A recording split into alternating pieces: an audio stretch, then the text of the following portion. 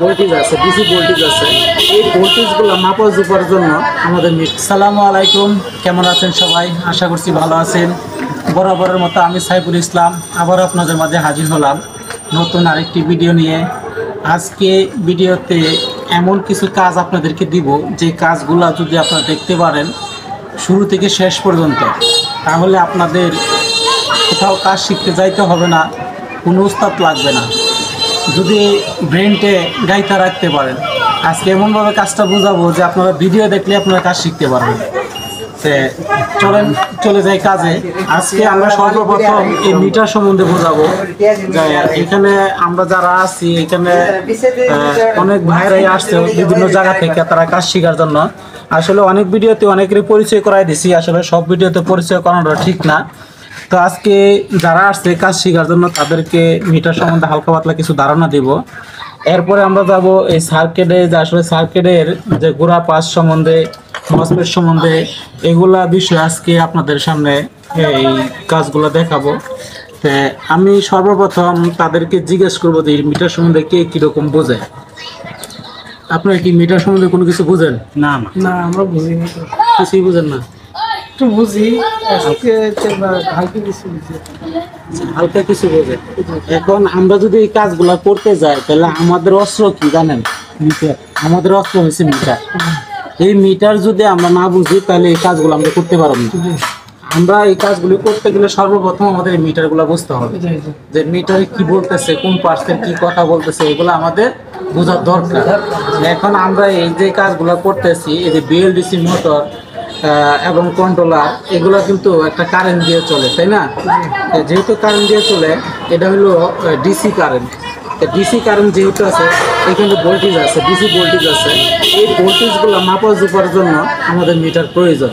কারণ আমরা যদি ভোল্ট সম্বন্ধে না জানি, তাহলে আমরা এগুলি ঠিক করতে পারবো না। তাই আমরা সর্বপ্রথম মিটারটাই বুঝে নিই। এইখানে দেখেন যে মিটারের এই যে দেখেন একটা চিহ্ন দেওয়া আছে, যেটা এই যে একটা চিহ্ন দেওয়া আছে, হ্যাঁ, এই চিহ্নটা হলো প্রথম মাথা। এটা দিক নির্দেশনা দিচ্ছে, যেটা আপনি কোন দিকে ফালাইবেন এটারে। এটা কিন্তু যে দিকে দিবেন এদিকে কিন্তু এই যে ঘুরে, ঠিক আছে? আমরা প্রথম এটা চিনলাম, এটার প্রথম মাথা হচ্ছে এটা, যে একটা চিহ্ন দেওয়া আছে। এটা আমরা যে দিকে ফালাইবো ওই দিকে এটা মাপের কথা বলবে, তাই না? এখন আমাদের এই ডিসি কাজ করতে গেলে আমাদের দুইটা জিনিস দরকার, তিনটা জিনিস দরকার। তিনটা হলো আমাদের যে ডিসি সেকশন, ডিসি এসি, এই ভোল্টেজ সম্বন্ধে এই দুটো আমাদের দরকার। যদি আমরা একটা চার্জার বাঁধতে যাই, তো চার্জারের ভোল্টেজ কিন্তু আমাদের মাপতে হবে, তখন এই চার্জার এসি সবটা লাগবে। এবং যদি আমরা ব্যাটারির ক্ষেত্রে যাই, যেমন 5 ভোল্ট আছে, 14 ভোল্ট আছে, এইগুলো ভোল্ট যদি আমরা মাপতে যাই, তাহলে ডিসি ভোল্টেজ আমাদের দরকার আছে। তাহলে এইখানে দেখেন এই যে উপরে লেখা আছে কি দেখেন, এই যে লাল, এসি, এটা এসি সাইড, তাই না? আর এই সাইডে কি লেখা আছে? সেটা ভোল্ট, মানে ডিসি সাইড, ডিসি সাইড। আর এই সাইডে আমাদের কি লেখা আছে? ওহমসের সাইড, তাই না? তাহলে আমরা এখানে তিনটা সাইড আমাদের প্রয়োজন।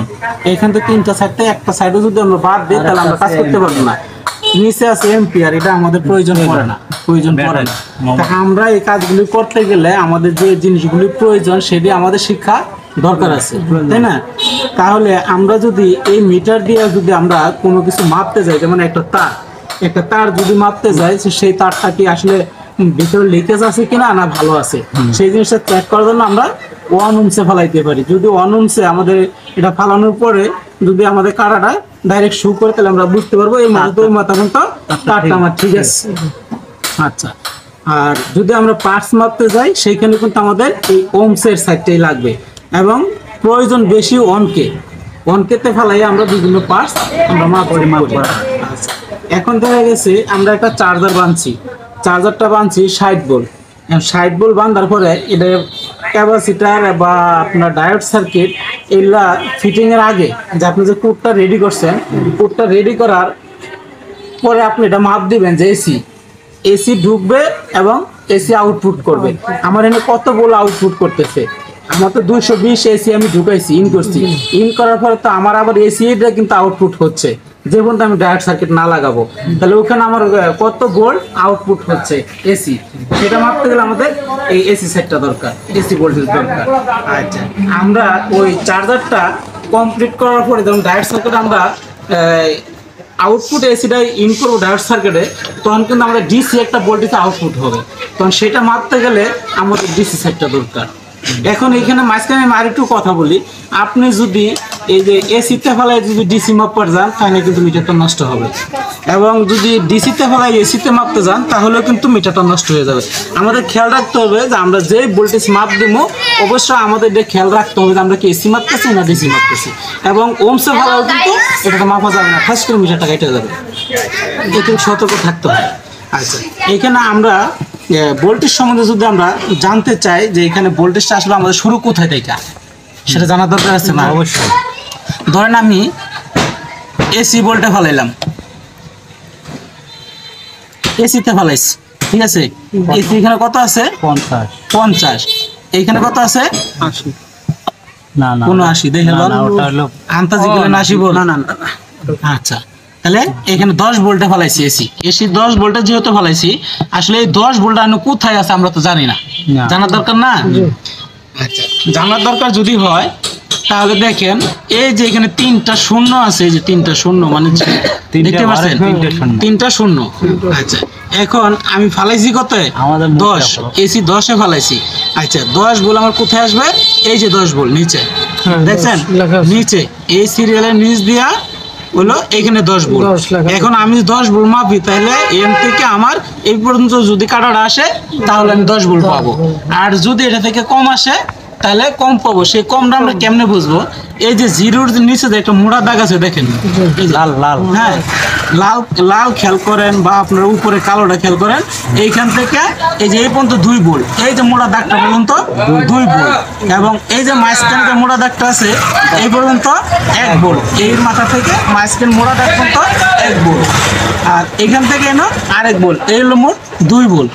তাহলে আমরা যদি এখান থেকে 4 ভোল্ট মাপি, তাহলে এই যে দেন 4 নিচে 4 লেখা আছে, উপরে এই যে মোটা একটা দাগ আছে বড়, এটা হলো সীমানা, এই পর্যন্ত আমার 4 ভোল্ট, তাহলে 10 ভোল্ট এনে পাইতেছি। আচ্ছা, যদি আমরা 10 ভোল্ট উপরে আমরা মাপতে যাই, যেমন আমাদের একটা চার্জারে একটা কুলিং ফ্যান চলে 12 ভোল্টে, তো 12 ভোল্ট আমরা কেমনে মাপবো? আমরা কি 10-এ ফেলায় মাপতে পারবো? মাপতে পারবো না, তাহলে কিন্তু আমার 50-এ ফেলাইতে হবে। 50-এ আমি কিন্তু এসিতে আমরা বুঝাইতেছি, এটা এসি থেকে বুঝাইতেছি, ভোল্টেজটা বুঝাইতেছি কেমনে ভোল্টেজটা আসে, ঠিক আছে? হ্যাঁ, এখন 50-এ ফেলাইছি, 50-এ ফেলাইয়া আমার মাপতে হবে কি 12 ভোল্ট, কারণ যদি আমি 12 ভোল্ট মাপতে যাই তাহলে আমার অধিক ভোল্টেজ আমার ওভারলোড নেওয়া লাগতেছে, তাহলে আমি 12 ভোল্ট পাবো। আচ্ছা, এখন আমি এটা 50-এ ফেলাইছি, তাহলে এখন আমার 12 ভোল্ট কোন পর্যন্ত আসতেছে? আপনাদেরকে তো আমি 10 ভোল্ট বুঝাইছি, এখন 12 ভোল্ট কোথায় আসে দেখেন তো? তাহলে 5, 10, 15 এইখানে হবে 12 ভোল্ট, এই যে 10-এর এমরে আপনি বলেন, এই তো এখানে আসবে, এখানে আসবে। এটা তাহলে 50-এ ফেলাইলে এটা একটা মাঝখানে সিরিয়ালে এই যে 50 ভোল্ট 10 করিম পড়ে, তাহলে এই যে ওই জায়গায় না, ওই জায়গায় যাবে না। যদি আমার মাঝখানে সিরিয়ালের দেয়া যদি আমি ফলো করি, এই মাঝখানে 0 থেকে এই যে এখানে 10 ভোল্ট, এইখানে যদি 10 ভোল্ট হয় তাহলে এখানে কয়টা ঘর আছে? কয়টা ঘর আছে দেখেন, 1 2 3 4 5 6 7 8 9 10 সংখ্যা ধরতেছে, 10 প্রতি দাগে কিন্তু 1 ভোল্ট করে পড়ছে, 1 ভোল্ট করে পড়ছে। যেহেতু আমি 50-এ ফেলাইছি, এই উপরের প্রত্যেকটা দাগে 1 ভোল্ট করে পড়ছে। আগে 1 ভোল্ট পড়ছিল কিন্তু 0 থেকে এই যে মোড়া দাগ পর্যন্ত, এখন যেহেতু আমি 50-এ ফেলাইছি আমার প্রতি দাগে 1 ভোল্ট করে পড়ছে, তাহলে এখানে আমার 10, এই যে মোটা চিহ্নটা এই পর্যন্ত 10, তাই 2 দাগ যদি যায় তাহলে আমরা 12 ভোল্ট পাইতেছি। আর যদি আমরা 10-এ ফেলাই তাহলে কিন্তু 12 বলে না আসি 10, তাহলে আর 2 বলে আমরা কই মাপনি, বিধায় 10-এ ফেলানো যাবে না। যদি 10-এর অধিক বল আমরা মাপতে যাই তাহলে 50-এ ফেলাইতে হবে, এবং 50-এর নিচে বল আপনি মাপতে পারবেন। আর যদি এই আপনি আরো বেশি বল মাপতে চান, ঠিক আছে, দেখা যাচ্ছে 50-এর উপরে মাপবেন, 50-এর উপরে মাপতে গেলে আপনি 250 ফেলাইতে হবে, এই যে 250 থেকে নিচে আপনি বল মাপতে পারবেন। সেম এই যে এসি সেটটা যেরকম ভাই বুঝাইছি, ডিসি সেটটা একই হিসাব, বুঝাইতে পারছি? মন থাকবো, মনে রাখতে হবে, মনে যদি না রাখতে পারেন তাহলে আপনারা ব্যর্থ। এটা মনে রাখতে হবে, ভোল্টেজ সম্বন্ধে পুরা পাকাপোক্ত থাকতে হবে। পাকাপোক্ত যদি না থাকেন, বোল্ট সম্বন্ধে যদি ভুল করেন, আপনি ওই জিনিস আর সমাধান করতে পারবেন না। আচ্ছা, আমরা তাহলে মিটার সম্বন্ধে মোটামুটি বুঝলাম। আচ্ছা, এখানে সার্কিটের বিষয় যায়। সার্কিটের বিষয়টা হচ্ছে যে এই যে মিশুকের সার্কিট, এটা মিশুকের সার্কিট, এটা মিশুকের সার্কিট, হ্যাঁ, এটা মনে হয় 1200, এটা 1200, এটা হলো 1000 ডাটায়। এখন আমরা যে বোল্ট সম্বন্ধে আমরা জানলাম, আসলে এই তারের মাথায় কোন কোন জায়গায় কত বোল্ট থাকে এটা তো জানার দরকার না। আমাদের সর্বপ্রথম যে ভোল্টেজটি দরকার না হলেই চলে না, সেটা হলো যে এই ডাটাই মোটর, ডাটাই কন্ট্রোলারে আপনার সেন্সর আইসিতে 14 ভোল্ট থাকে। সেন্সর আইসিতে 5টা তার, সেন্সর আইসিতে 5টা তার, 5টা তারের মধ্যে লাল কালার আপনার 14 ভোল্ট থাকবে।